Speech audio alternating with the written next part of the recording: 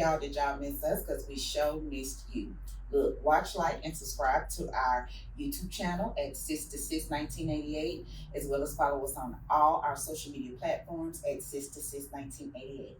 So today we have a very special guest, another Fort Worth native, Tedt Thurman. Today we're going to talk about what he does within the education system, as well as his businesses on the side, working with youth. So I'm going to turn it over here and I'm going to let Tedt introduce himself. Tell him who he is. Hey, ladies.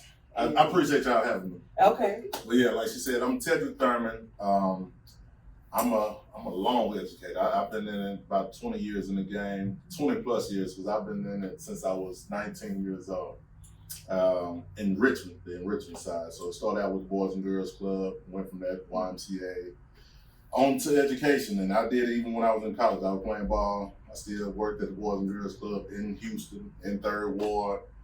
Worked at the Boys and Girls Club in Oak Cliff, right off Ledbetter. And so I've been around, and I've fell in love with it. I fell in love with it much so that I started my own nonprofit. So when we started the nonprofit, it kind of went. It was going sports. It was going sports.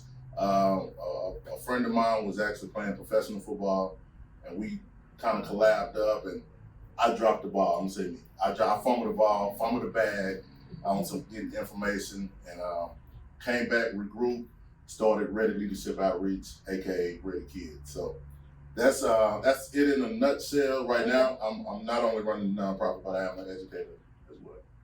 Okay. And what schools are you at right now? Right now, we're in Crowley ISD and Fort Worth ISD, so we're servicing from AM Paid to who else do we have? AM Paid, we have Sunrise, we have CC Malls, Eastland. Eastland Elementary. And so we have quite a few schools that we are servicing in Fort Worth and Crowley ISD. We have the school that I'm actually working at, David L. Walker, along with we have Mary Harris, Meadow Creek as well. So we live and well with our enrichment program and our mentoring program. Okay. Okay. So we're gonna get these questions started. So why do you feel it's important to be a youth advocate?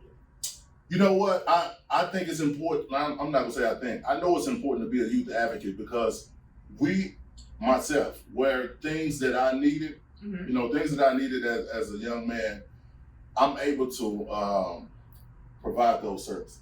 You know, those it's some gaps that I fell into along the way, and it was some things like it was sort of like in the 80s and the 90s. It was on that old school type of teaching: do as I say, not as I do. So I'm more prone to listen to my youth, the kids that I work with. So that's why I'm not that with the soft parenting or the soft teaching time out. I'm still I have my old school ways, but it's a remix. Yeah, I just remix. Yeah. So what grade levels do you teach? Particularly, I specialize 3rd, 4th, and 5th. Okay. But I do work with the little ones. This year is my first year with pre-K. Well, how's that going? Yeah, I'm gonna tell you this. That's probably a fun age, though. They are who I thought they were. Yeah, they are who I thought they were. It's like herding cats. It's a lot of touchy feeling, that and snotty nose, but you know what? It's all love. Like that's one I can't say. It's genuine love. Yes. And so I'm enjoying it, but I'm learning. as well. They teaching me. It's more of them teaching me than I'm teaching them. So, absolutely. Do you find it easier to mentor other people's kids than it is to parent your own? Musa. Absolutely. I can speak because this is my ministry, and I can understand what a pastor goes through. The PKs, those kids that the pastor, he can bring the congregation together. He can preach to the church and work with the youth and do all those things and get people to change their lives. And just in your household, it's hard. It's different, or is it both different and hard? It's because they see your flaws for what they are. Like, you know, in your house, like other people, they only see you At work. Yeah, they In a see you short at work. period of time. Right. Right. And so it's a little easier to influence. So your kids, they see when you get a little upset, or they see things, you know, they just see your flaws at its rawest form. Right. Yeah. So that's why I think it's hard to mentor your own kids, or to work with your to get your own to do certain things, but someone else can. Yeah, someone else can, and I'm fine with that. Yeah, I'm fine with that. As long as they got somebody to talk to. Yes. Okay. So what do you find rewarding about what you do? You know, it get to the point about 20 years down the road, and they come back and say, I appreciate it. I get it. The light bulb finally pop on. We all had that moment of not only just our parents, but our teachers and people we've came encounter with that was a little older, maybe a mentor, that was giving us information that we wasn't mature enough to receive it, but we internalized it and we held on to it long enough to get to the point where we can use it. And so that's the rewarding side for me, is those adults, those kids, they were kids and they come back as adults and like, man, I appreciate it. I get it. Because you was there. Yeah. And you took that time, like you didn't give up on it. You know, when a lot of people walked out, a lot of people, you know, turned their back, a lot of people said I couldn't do. Yeah, that's the rewarding side. Yeah. Okay. So what is the most valuable lesson do you feel you teach? It's a few things. It's perseverance is one of those things. And my nonprofit is called Ready Leadership Outreach. Ready is spelled REDDY. It's resilience, educated, disciplined, determined youth. And so the resilience side, that's a part that myself as a man, like it was a lot of things that I did growing up. I was a grown boy. I realized that I was a grown boy, and it just took a few people to come into my life as a grown man to kind of point some things out. And so the lessons that I got from them was, you're not your mistakes. You're not those things that happened to you in the past. Now those are tools. So don't shy away from those things. And so I went through something as a kid, and I know I'm running around your question, but I'm answering it in a nutshell. But it was some things that happened to me as a kid that caused me as an adult man to have certain habits and do certain things. And putting myself in counseling, like putting myself, like studying me, and getting to the point where now that I study me, I can control me. I can control the things that I couldn't control before. And so for that's the side that I love to teach. I love to teach not only the kids this, but adults, because I take it to teach. I do teacher training as well. And so I use the DISC assessment. Oh, the DISC. Are y'all familiar with the DISC? Okay, the DISC assessment is a personality. It's a personal test, personality test, and it has these different traits and telling you basically what you are and where you fit in kind of in the world. And so I definitely will, and you'll be able to see it. And it's a series of questions, and you just be truthful. It's no right or wrong answer. You actually answer these questions, then it send you back what, it's a D, the I, the S, the C. I'm a high I, which is I'm very interactive with people. I'm a people's person. I love the energy of being around people. Very, like, I did stand up, and so all that kind of pushing towards the I. Now, the I don't do a lot of work. The I do a lot of talking. The I do a lot, go do the party and go get the people. The D, the person that's the D is that person, they like to use the, what's the animal they use for that? Gorilla. Yeah, they sort of, they own the job. Most time they in the lead position, and they see a problem, and you don't take them personal. They just looking at the problem. A lot of people take, boy, they so mean. No, let's get this job done, no matter what. Somebody clapping at I'm laughing because I'm like, that sounds like me. And so that's the D, the I, like I said, that's me. And they use the animal flamingo for the I. Like it's a flamingo. The S is a person that's very supportive. It's sort of they're almost a chameleon, and that's the animal they use for them is a chameleon. So they kind of, whatever you need me to do, whatever I can do to support what's going on. And then the C is it's a turtle. Very methodical, slow at what they do, but when they're slow, but they're right.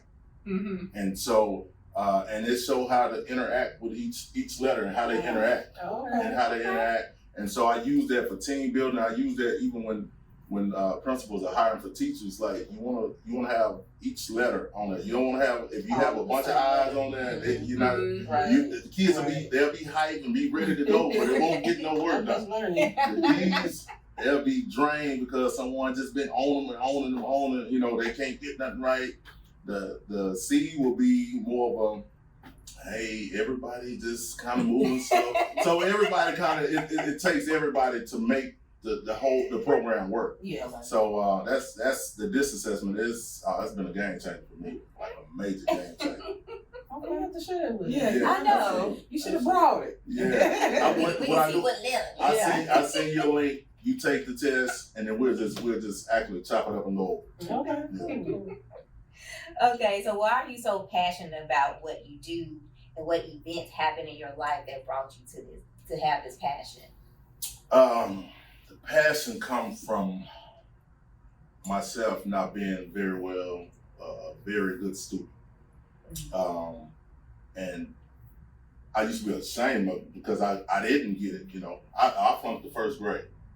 And I used to tell the story all the time, like, hey, the teacher loved me so much, she wanted me back for another year, you know. So that was you know. You were saying that in the first grade? Back then, I said, my mama held me back. Oh, okay. Back then, but as I got older, you know, people started figuring out when we got in high school, like, when you in how you graduating? Right. And Yeah. You know how, Yeah. But I'm glad God allowed it to happen in first grade and not in 6th or 7th grade. Right. It happened back, Right. you know, way, yeah. So You still a baby. yeah, right. The Right. embarrassment wasn't, you know, totally set in. But, you know, just growing up and dealing with dyslexia. Like, I didn't even know I was dyslexic until actually the school I'm working at now, I was there about 13 years ago.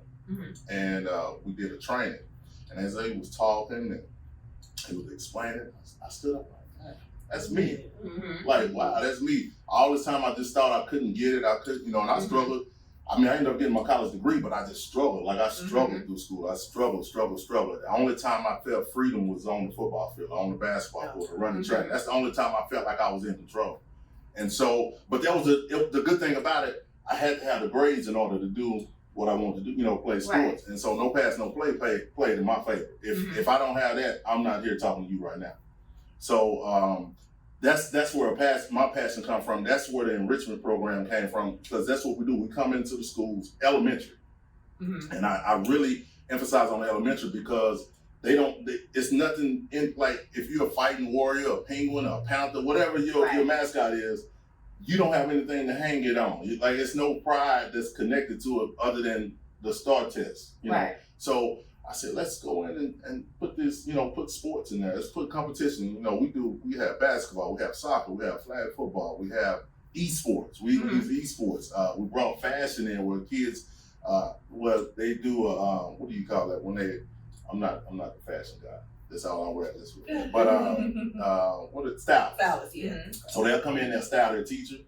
They'll come in, they'll style their parent, and we have a little fashion show and let them, you know, kind of showcase. And so just looking at the things that they love to do, and we said, hey, let's leverage. Let's use that. All of what they're doing, let's use that. We have a TikTok club.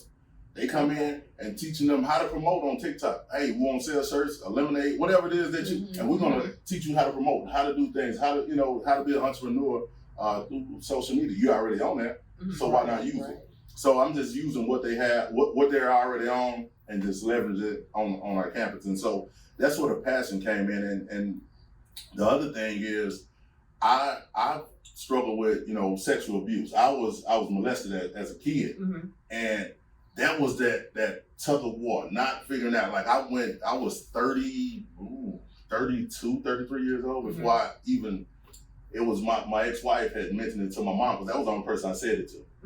And my mom when they talked, and my mom's like, you remember that? And it just, everything kind of started to unravel. And so that was that thing, like, it's a lot of kids that's suffering inside. Right. And you don't know why. You don't know why this kid is acting out or doing certain things. You know, I always got, oh, you just a managed little boy. Oh, he's just so managed. Not understanding, like, that's a cry out. So I'm able to spot that, you know, with especially boys, girl. I can see it from afar. Like I can, like, okay, this baby, something going on. Yeah. And so that was another thing that kind of drove me and got me to, and that was a part of my dyslexia. Like that was intertwined with that. So how did that make you feel when your mom, that was her response? Like, oh, you remember that?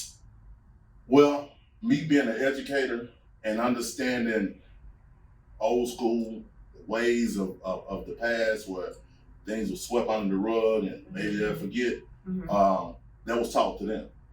That wasn't just, you know, you look at it, and I did a lot of pointing the finger and I can't believe in that, you know, I suffered by myself and, you know, all those things. And it was a neighbor. I can remember, like, I was 4 years old. 4 years old, and my mom was actually pregnant with my youngest brother.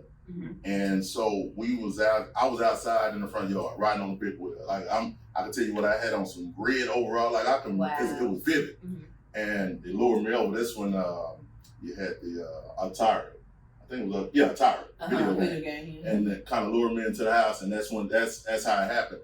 And so as I'm telling my mom the story, she's like, wow, I can't, you know, I'm like, nah. I said, Mom, this, because I wasn't able, when I wasn't able to speak on it for, I was like up to 30 something years old, and, you know, just speaking on it, breaking. And I seen my man at, me and my son was together. I was at a store and I had my moment. But in my mind, I said, this is what I'm gonna do if I ever see him again. And I didn't. I went back to the little boy. And so that's what caused me to get in counseling. I said, let me get in here and get some stuff right, get my mind right. So that's where that passion, that's where that come from.